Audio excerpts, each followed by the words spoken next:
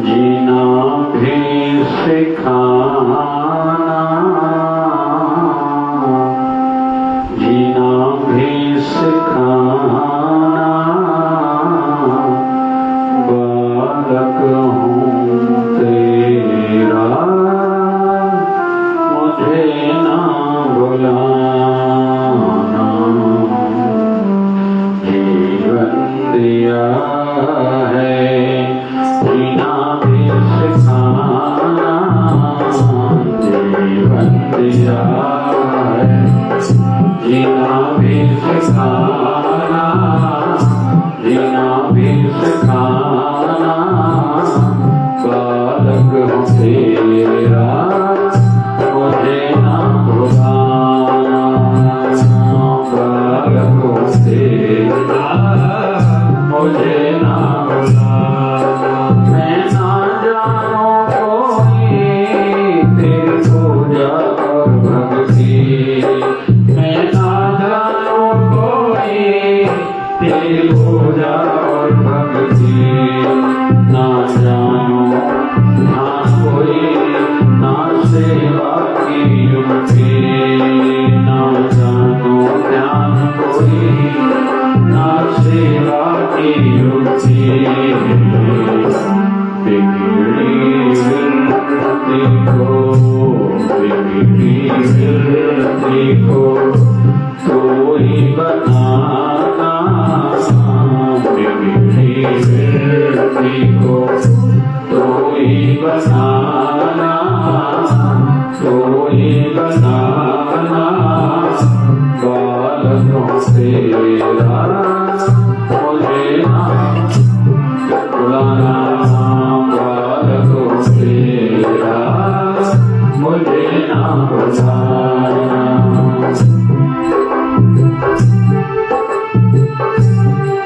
जय जय शिवगारा।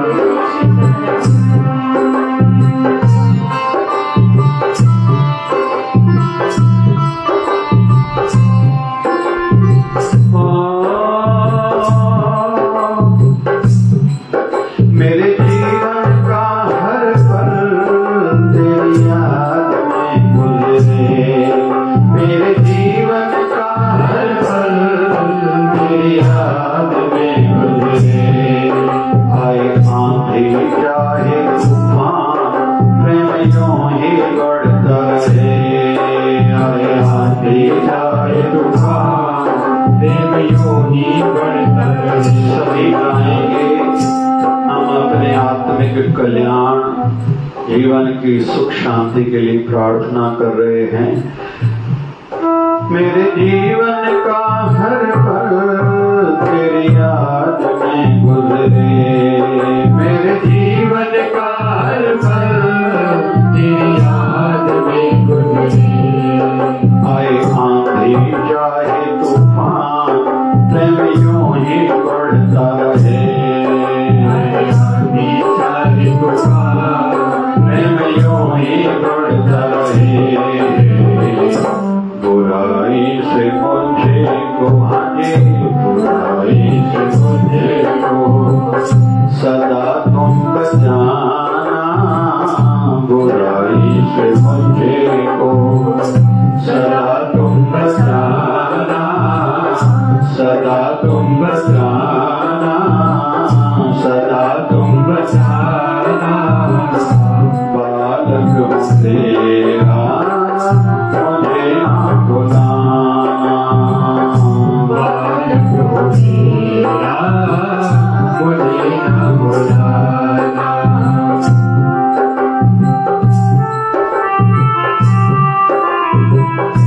जय जय शिवगारा। शिवगारा सारे वकील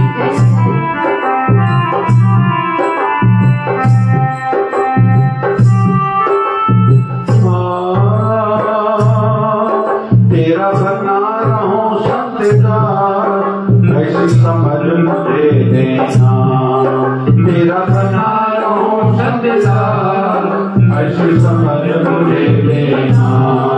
बन जाए लक्ष्य मेरा केवल तुझको ही पाना, बन जाए लक्ष्य मेरा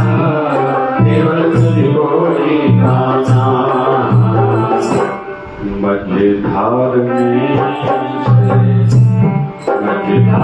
से पार लगाना, मझधार में से पार लगाना, पार लगाना, बालक हूँ तेरा मुझे ना भुलाना, बालक हूँ तेरा मुझे ना भुलाना।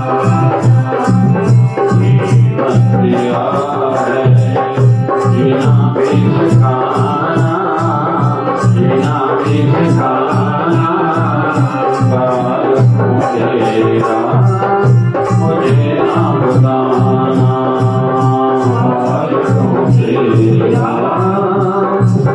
मुझे ना भुलाना। कहते हैं जो लकड़ियां काटने के लिए लकड़हार जंगल में जाता है ना, जब लकड़ियां काट रहा होता है उसी समय उनके मन में आ जाता है ये लकड़ी से क्या काम सिद्ध होगा।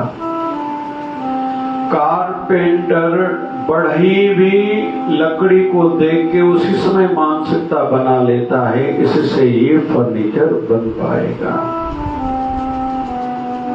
वैसे ही हम सबको वैसे तो परमात्मा ने सोच समझकर पैदा किया है। हमारे जन्म के पीछे कुछ न कुछ विशेष रहस्य है। ये हमने ही उसके ऊपर अज्ञान का पर्दा डाल दिया है। हम कुछ भी सोचे हैं, खाओगे तो जियोगे, पियोगे तो जियोगे, ये काम करोगे तो ही जीवन की सार्थकता सफलता है, समझदारी है। वैसे जिस भगवान ने जन्म दिया है कुछ न कुछ तो सोचा होगा। पता नहीं क्यों हमें ये बात समझ में नहीं आती। हमें ही दोष दिखाई देते हैं भगवान में भी। भगवान को मेरे साथ ऐसा नहीं करना चाहिए था। भगवान की हमने चोरी क्या करी है। फिर तीसरा, बहुत से लोग वाक्य बोलते हैं हम भगवान की चोरी करके आए हैं, कुछ बिगाड़ा है। हर दुखद घटना हमसे ही शुरू होती है।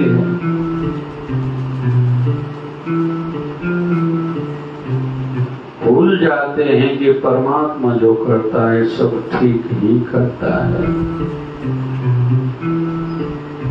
हम में कई कमियां हैं, जिन कमियों को ठीक करना है वो भी हमें ही।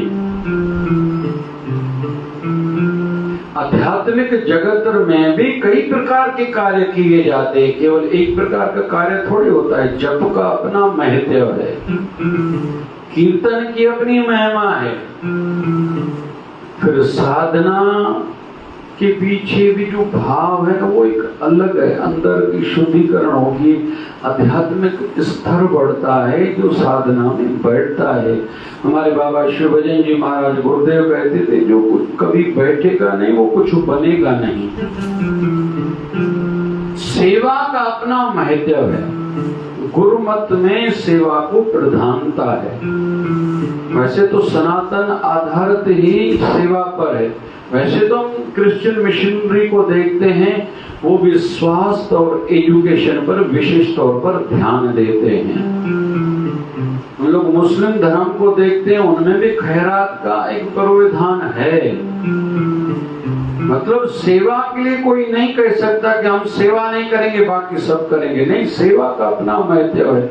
हाथों की सेवा हर कोई जरूर करे, छोटे से छोटी भी जरूर करे।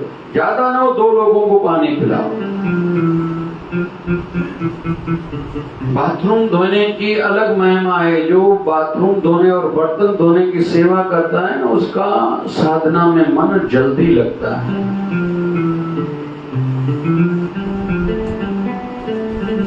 गाने का अपना एक महत्व है। उपवास का एक अलग फल है। तीर्थों पे जाने का एक अलग फल है। संत सानिध्य में रहने का लाभ कुछ अलग है। ऐसा तुलना नहीं कर सकते, हम ये करेंगे वो नहीं करेंगे, वो करेंगे तो वो नहीं करेंगे, नहीं। वैसे ही सत्संग का एक अलग विशेष फल है। कोई कहे मैं सत्संग नहीं करूंगा, भैया रह जाओगे। कई सामाजिक संस्थाएं बड़े बड़े सेवा कार्य करते हैं, लेकिन आध्यात्मिक दृष्टि से कोई उनका महत्व नहीं है, क्योंकि पद पर वो लोग इलेक्शन करते हैं। जहाँ इलेक्शन आई वहाँ आध्यात्मिकता कहाँ है?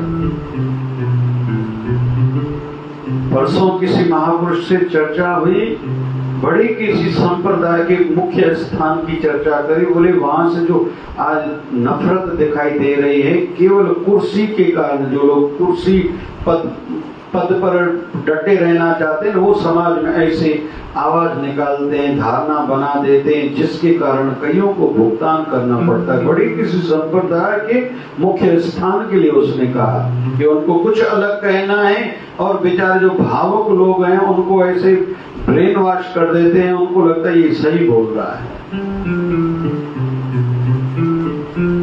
हमारे हिंदू धर्म में हम लोग कृष्ण उपासना को देखे, कोई कहता है केवल लड्डू गोपाल को मानूंगा, कोई कहता है केवल बड़े कृष्ण को मानूंगा जो ठाकुर जी बड़े हो चुके हैं,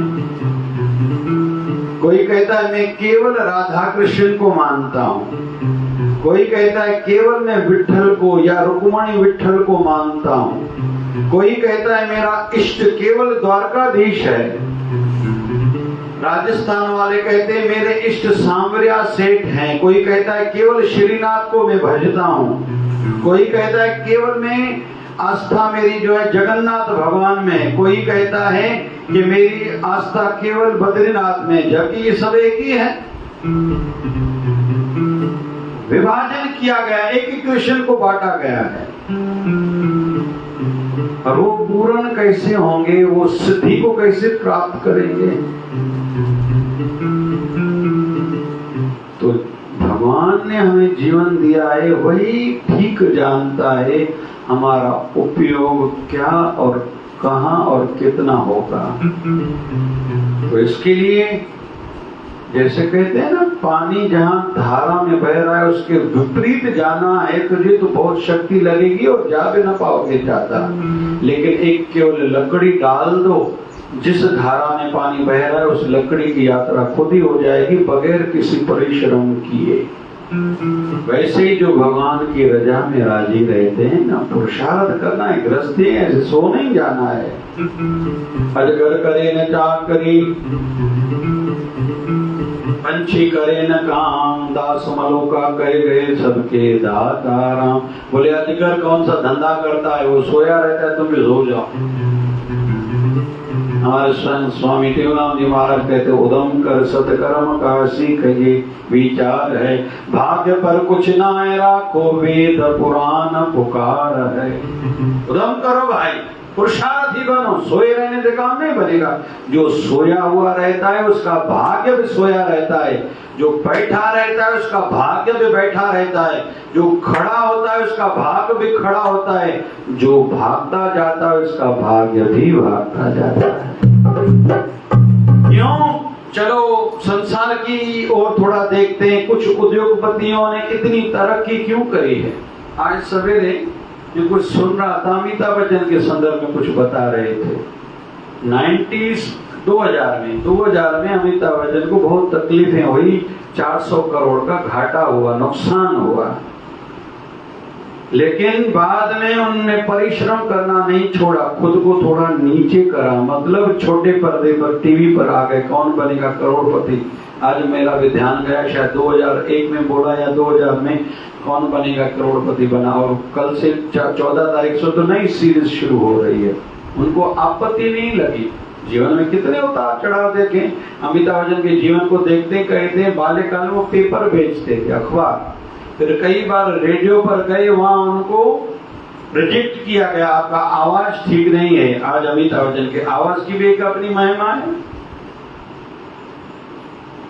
और इलेक्शन में जीते भी थे शायद, उसमें भी पता नहीं कुछ तकलीफें देखी होंगी। फिर कूली पिक्चर को हम लोग सभी जानते, पुराने जितने बैठे उसमें पेट में लगा था, तो लिवर का प्रॉब्लम हुआ था, बड़ी इंजरी हुई थी, यहाँ तक कि इंदिरा गांधी उस समय की जो प्रधानमंत्री थी उन्होंने भी प्रार्थनाएं करी थी, बेटा मांगती थी उनको, जहाँ तक मुझे याद है। अभी तक काम कर रहे हैं। एक तो सभी के दिलों पर अभी तक छाए हुए हैं, परिश्रम कर रहे हैं, तो आज उनका फिर से डंका बज रहा है। कई एड टीवी में हम लोग देखते हैं। तो सोने से काम नहीं होगा, जो भागेगा उसका भाग्य भी भागेगा। फिर जो संत आजकल हम लोग देखें,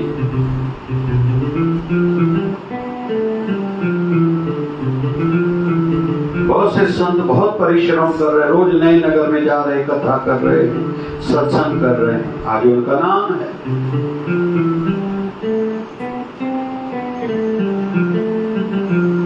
तो काम करने से ही सफलता मिलेगी। Try and try again. काम नहीं हो रहा, फिर से करो, फिर से करो, फिर से करो। तो आज की हमारी प्रार्थनाएं क्या?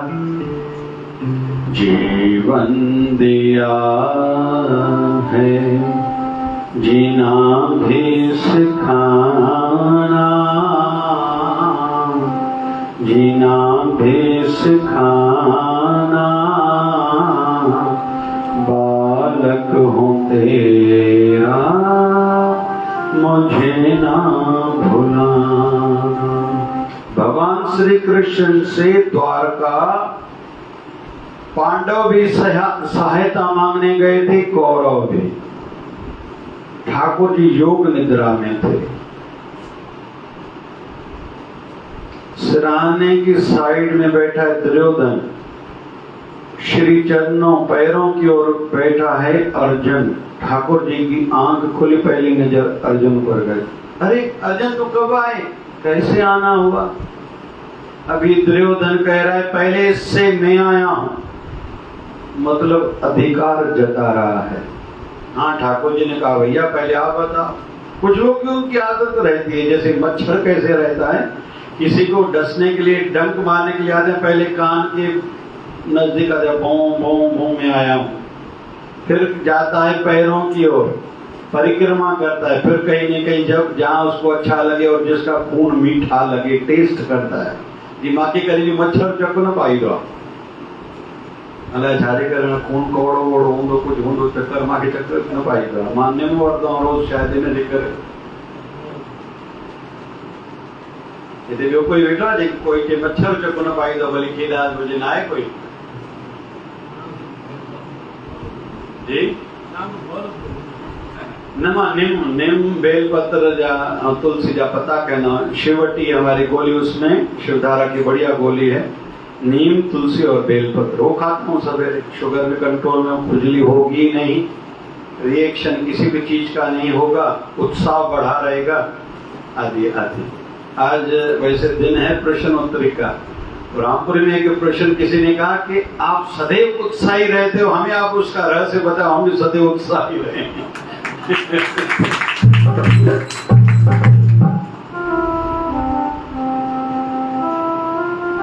स्वामी रामकृष्ण परमहंस ने एक अच्छी बात कही है, संतों के अनुभव अपने अनुभव बनाओ।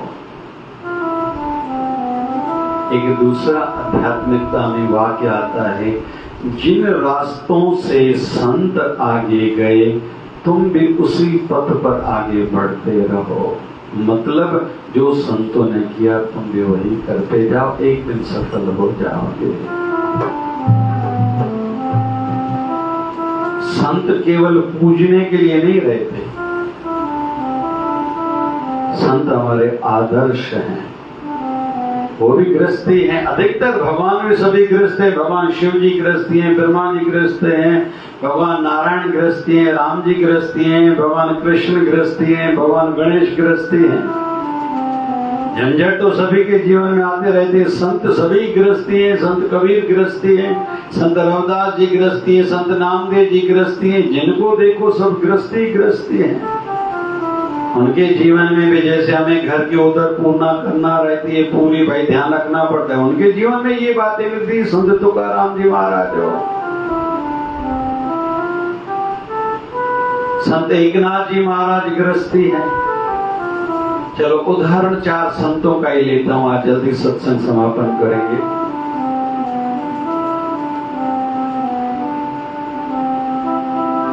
विवाह तो संत एकनाथ जी महाराज ने भी करा था, लेकिन उसकी पत्नी बहुत अच्छी थी। कहती थी आप अपने गुरुदेव की सेवा करो और साधना करो, घर की ओर कभी ध्यान न देना, घर जाने में जानो घर के कार्य में खुद ही देख लूंगी। एक प्रकार की ये स्त्रियां रहती हैं।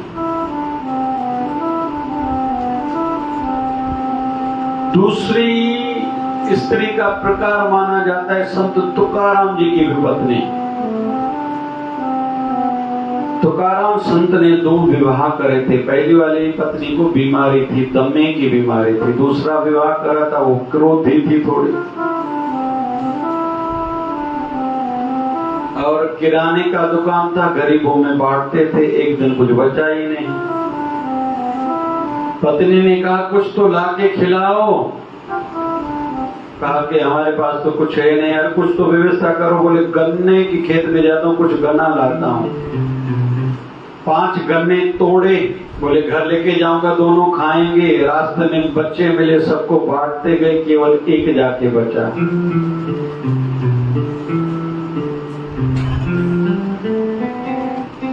घर पहुंचा, धर्मपत्नी ने कहा अरे गन्ना, बोले 1 लाए। बोले हम लोग 2 लाए, 1 को गुस्सा आ गया, तुम्हें अक्ल नहीं, इतना समझाती हूँ फिर समझते नहीं हो।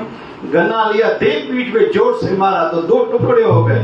संत नाचने लगा, अच्छा हुआ अच्छा हुआ अच्छा हुआ। बोले मैंने तुझे पीटा, अच्छा हुआ? बोले हाँ। बोले रास्ता भर में सोच रहा था गन्ना आई के खाने वाले 2, अच्छा हुआ 2 टुकड़े हो गए, कि तुम खाओ कि मैं खाऊं।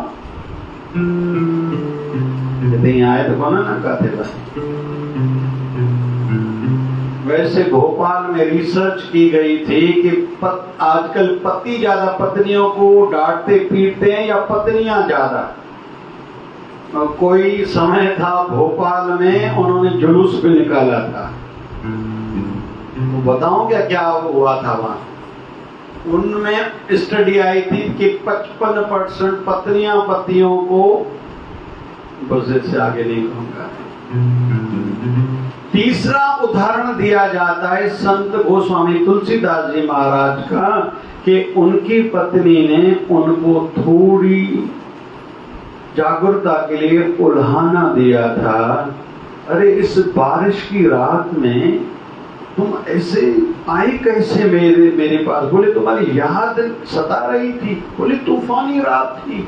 बोले जब किसी को पत्नी की याद आए तो वो तूफानी रात कोई ध्यान जाता है क्या? बोले नदी पार कैसे करी? बोले मुझे तो ऐसे लगा तूने वहां नाव खड़ी करी थी। पत्नी का नाम रत्नावली था। वो आई उधर देखती क्या मुर्दा है। अरे तुझे मुर्दे में और किसी नाव में फर्क नहीं दिखाई दिया? बोले नहीं, मेरा तो ध्यान तुम्हारी ओर था, इसलिए पता ही नहीं चला। मैं मुर्दे के ऊपर चढ़ के नदी पार करके आया।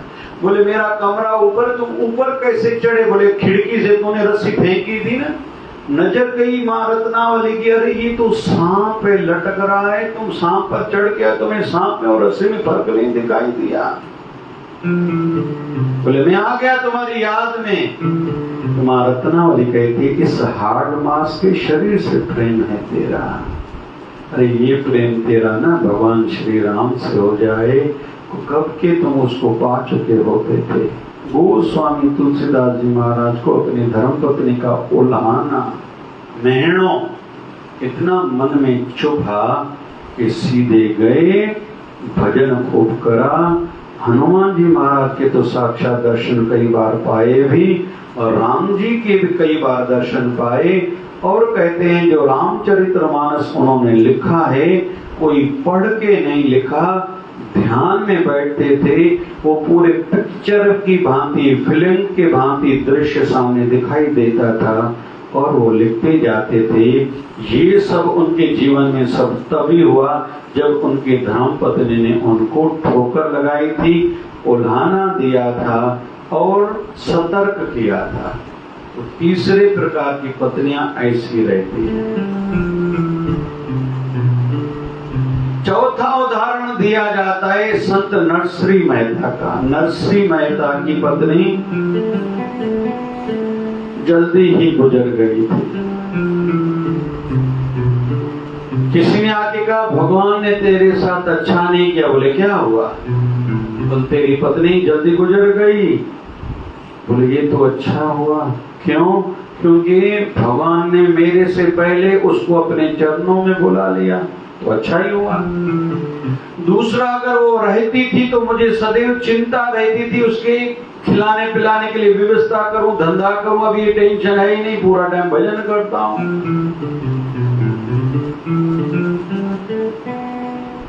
और ये भी मुझे विश्वास है मेरे से ज्यादा सुखी उसको भगवान ही रखता होगा, इसलिए भगवान से शिकायत न करो। भगवान जो करता है ठीक ही करता है। तो ये 4 उदाहरण माने जाते हैं पत्नियों के संदर्भ में कि जीवन पर कैसे फर्क पड़ता है, प्रभाव डलता है। तो परमात्मा जो करता है ठीक ही करता है। हम उसके हवाले खुद को कर दें, गुरुदेव को कहें आप बताओ मुझे क्या करना है।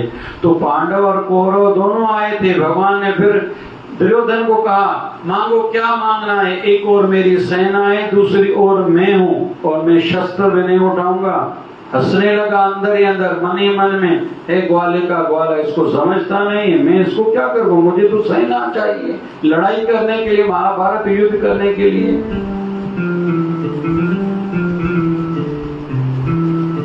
ठाकुर जी ने पांडवों की ओर नजर करी, आप लोगों को क्या चाहिए? मैं बगैर शस्त्र के या मेरी सेना? मैं केवल रथ चलाऊंगा, ड्राइवर बनूंगा। अर्जुन कहता है प्रभु मुझे यही बस चाहिए, जहां मुझे जाना चाहिए बस वहां लेके जाना, जहां मुझे नहीं जाना चाहिए वहां से आप बचाना, बस मुझे चाहिए भी यही। और कहते हैं जो रथ भगवान कृष्ण का बहुत भक्तगण अपने घर में रखते हैं, ये फोटो जिसमें ठाकुर जी भगवान श्री कृष्ण रथ चला रहे हैं, अर्जुन पीछे है, 10 घोड़े हैं और रथ है। ये बड़ा एक संदेश है।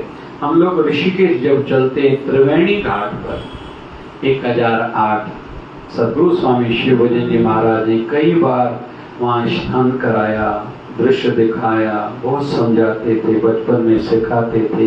ये क्या है?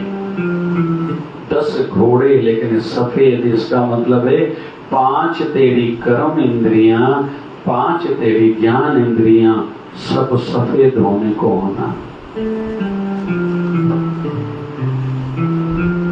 और जो अर्जुन पीछे बैठा है ये है हमारी जीवात्मा। वहां रथ चलाने वाला ठाकुर जी बैठे थे, कृष्ण था। ऐसे ही तुम जीवन की डोर अपने गुरुदेव, अपने इष्ट देव के हाथ में सौंप दो। तुम निश्चित होकर बैठ जाओ, तुम कर्म नहीं करोगे लेकिन तेरा भला होता जाएगा।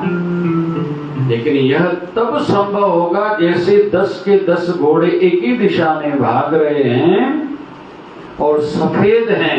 अगर 5 घोड़े एक दिशा में भागे, 5 दूसरे घोड़े दूसरी दिशा में भागे तो चढ़ा हुआ व्यक्ति तो मर जाए, शायद तकलीफ देखनी पड़े। लेकिन 10 के 10 घोड़े एक ही दिशा में, इसका अर्थ यह है तेरी 5 कर्म इंद्रियां, 5 ज्ञान इंद्रियां एक ही ओर में लगी हुई हो। अंत में ये थोड़ा समझेंगे, आध्यात्मिक थोड़ा आवश्यक बिंदु है ये। 5 कर्म इंद्रियां, 5 ज्ञान इंद्रियां। कर्म इंद्रियां हैं हाथ, हमारे पैर, 2 मल मूत्र की इंद्रियां और 5वीं है जुबान। हमारी जुबान कर्म इंद्रिय भी है, ज्ञान इंद्रिय भी है। कर्म मतलब जो बोलती है, यहाँ ये कर्म इंद्रिय हो जाती है। तो ये 5 कर्म इंद्रियां सत्य मार्ग पर लगाओ, हाथों से सेवा करो, पैरों से केवल धर्म स्थलों पर, तीर्थों पे या संत शरण में जाया करो, पैर तेरी गलत दिशा में न जाएं। सूफियों में अपने पैरों को और अपनी आंखों को पूछते हैं कि बलिहार जाऊं अपने पैरों पे जो मेरे गुरु दरबार में मुझे लेके आए, बलिहार जाऊं अपनी आंखों पे जिन्होंने मेरे गुरुदेव के मुझे दर्शन कराए। सूफियों में बड़ी बड़ाई है।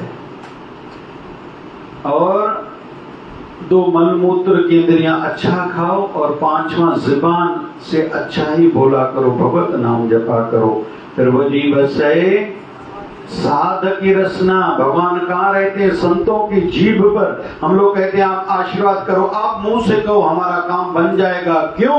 संत जो बोलते हैं वो होता है, और ऐसा बहुत से लोग करते हैं। और कहना चाहिए, करना चाहिए कि आप आशीर्वाद करो, मुंह से बोलो ऐसा हो जाए तो होगा ही। क्यों? क्योंकि वो जुबान से सदैव नाम जपते रहते हैं। प्रभु जी बसे साधक की रसना।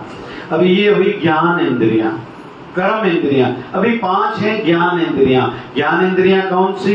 एक आंख जो ज्ञान दे, ये अमुक है, ये लाल कलर है, ये हरा कलर है, ये अच्छा है, ये बुरा है, ज्ञान देती है आंखें। तो एक आंख। नाक, मुझे बदबू आ रही है, मुझे खुशबू आ रही है।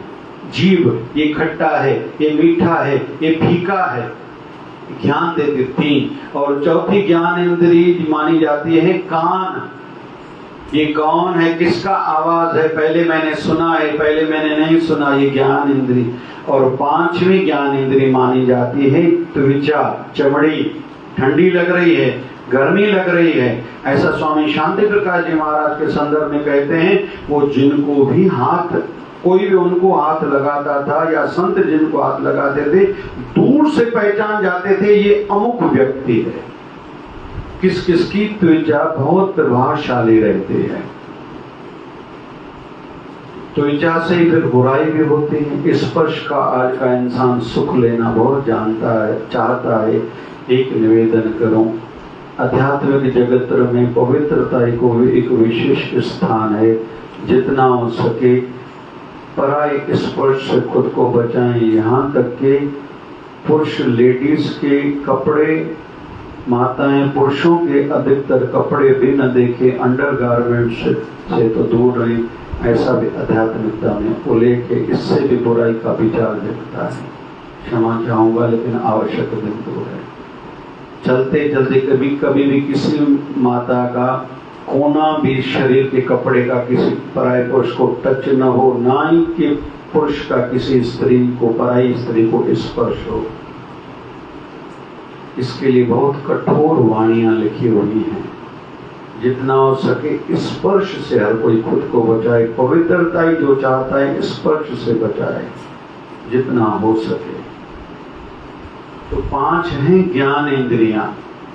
जुबान भी सदैव भोजन पाए तो प्रसाद जरूर पाए। भोग लगा के हम रोटी घर की खाएंगे, वो प्रसाद बन जाएगा। जो खाएगा प्रसाद उसके जीवन के मिट जाएंगे फसाद और दुख और कलेश, पीड़ा, तपत अंदर की मिट जाती है जो गुरु को भोग लगा के अपने घर का भोजन खाता है। ये पहली बात। दूसरा, सुनो अच्छा कीर्तन, सुनो हरि की कथा सुनो।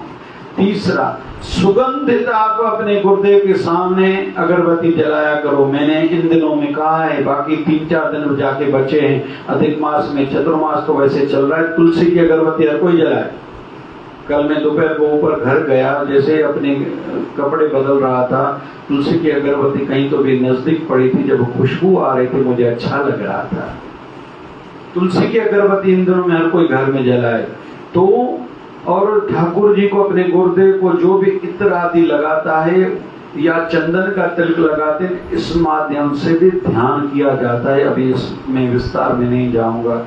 और चौथा, जब ध्यान करने रहता है ना, जब तराटक साधना कराई जाती है, उसमें स्पर्श के माध्यम से भी ध्यान करना सिखाया जाता है। अपने आप को आप प्यार करो, अपने हाथ के ऊपर हाथ घुमाओ, ऐसे धीरे धीरे उस पर ध्यान केंद्रित करो, वृत्ति जुड़ जाती है। ये भी एक माध्यम है। ये हुआ 4। और 5वां, जुबान से मीठे पदार्थ खाओ, प्रसाद खाओ, नाक से सुगंध ऐसे सुनो, आंखों से। हाँ, 5वीं ज्ञान इंद्रिय आंखें। आंखों के माध्यम से अपने गुरुदेव को इतना ज्यादा देखो कि जब भी आंखें बंद करो आपकी आंखों के सामने गुरुदेव की मूर्ति आ जाए। तो 10 के 10 इंद्रियां, जैसे अर्जुन रथ में बैठा है, ठाकुर जी रथ चला रहे हैं, 10 सफेद घोड़े हैं, आपके 10 के 10 इंद्रियां पवित्र होनी चाहिए। एक भी इंद्रिय अपवित्र ना हो, न पैर अपवित्र हो, न हाथ अपवित्र हो, मलमूत्र की इंद्रियां 2 और 5वीं कर्म इंद्रिय ज़ुबान, इसको बचाओ जितना हो सके, गलत बोलने से बचाओ। ये हो गई कर्म इंद्रियां। ज्ञान इंद्रियां, त्वचा को बचाओ, पराई स्पर्श से खुद को बचाओ। ज़ुबान से खाओ तो भोग लगा हुआ प्रसाद खाओ, कान से अच्छा सुनो, आंखों से अच्छा देखो, नाक से अच्छा सूंघो। यह एक प्रकार की वैसी साधनाएं हैं। तो 10 के 10 घोड़े जैसे एक दिशा में लगे रहेंगे और रथ चलाने वाला ठाकुर होगा, मतलब आपके जीवन की गाड़ी को चलाने वाला गुरुदेव है। आपने उनको अर्पण कर दिया है अगर, तो अर्जन रूपी अंदर जो आत्मा बैठी है न, वो सफल हो जाएगी, मनुष्य जन्म उसका सफल होगा। थोड़ा गहरा सत्संग था, लेकिन ये सोशल मीडिया में स्टोर आजकल हो रहा है, बच्चे अपलोड करते हैं फेसबुक पर और यूट्यूब पर। बहुत आध्यात्मिकता में जिनको आगे बढ़ना है उनके लिए आज का सत्संग बहुत गहरा था। जरूर सुनना 5-10 बार। यूट्यूब आईडी सिंपल है, जय शिवधारा। ये आध्यात्मिक यात्री जो इसी जन्म में मोक्ष पाना चाहते हैं, जल्दी चाहते हैं मेरी आध्यात्मिकता की सिद्धि हो, आज का सत्संग विशेष उनके लिए है। आइए एक बार गुनगुनाते हैं। जीवन दिया है जीना भी सिखाना, जीना भी सिखाना, बालक हूँ तेरा मुझे ना भुलाना, बालक हूँ तेरा मुझे ना भुलाना। आओ तो लाल प्यारा दुल्हन दी दरबार में, आओ तो लाल प्यारा दुल्हन दी दरबार में,